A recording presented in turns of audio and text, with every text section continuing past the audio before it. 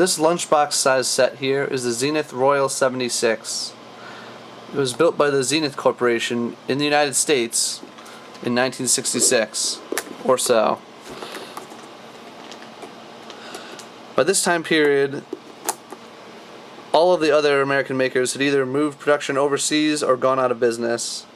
But Zenith continued to use American workers for at least some of their sets.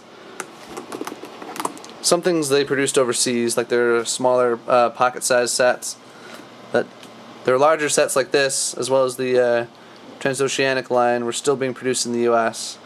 Now they did do some cost-cutting measures that may have hurt their sales in the long run. This is not genuine leather, it's some kind of leather substitute, and it's very prone to cracking along the top here, and the handles are often missing too. This particular example is in very nice shape. You can also see that the knob had some kind of chrome colored paint on it, and a good part of it has worn off of the volume knob here. But overall this set is in pretty good shape, and it works very well still. It's set to FM right now.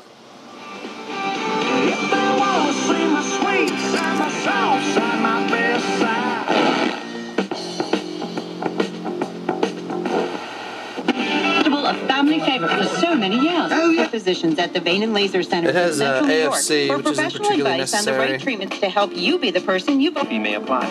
You can check out tons of other apps. Hello there. I prefer to leave it off.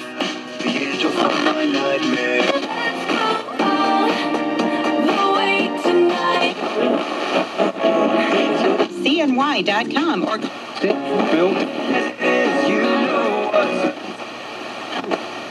Past painting, get on with living.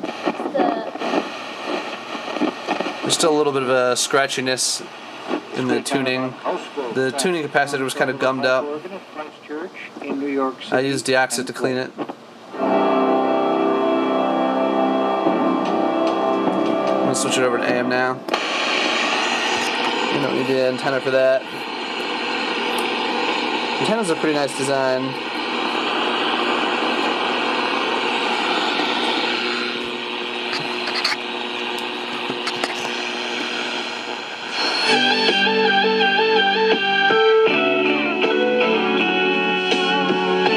That's AM 680 right there.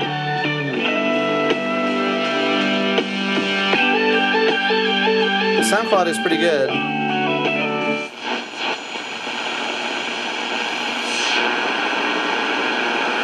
You didn't have too many choices if you wanted a nice sounding portable radio by the mid to late 1960s. It was either something like this or a German built set. No one else was really making quality radios anymore.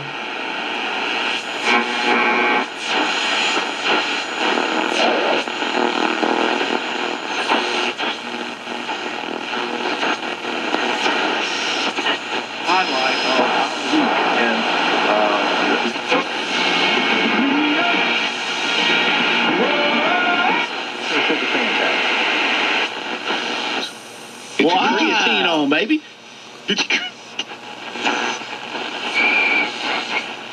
The sensitivity on this set's pretty good.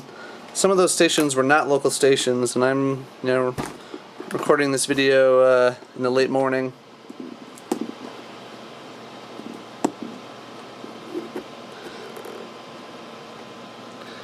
You can see this set has a metal chassis with socketed transistors.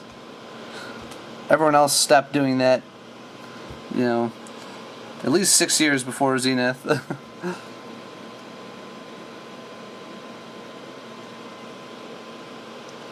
Before Zenith built this set, I should say. Zenith continued to build sets with metal chassis like this, namely their transoceanic line. Production on that ended in the US in the mid to late 70s. I forget the exact year. I don't want to open this all the way. As I said, the case is very prone to cracking. This synthetic leather material is pretty brittle. Although they cut corners on the case, they did not cut corners on the electrical design or components used. As you can, clearly see here. There's the sticker there. Zenith Radio Corporation, Chicago, Illinois, USA.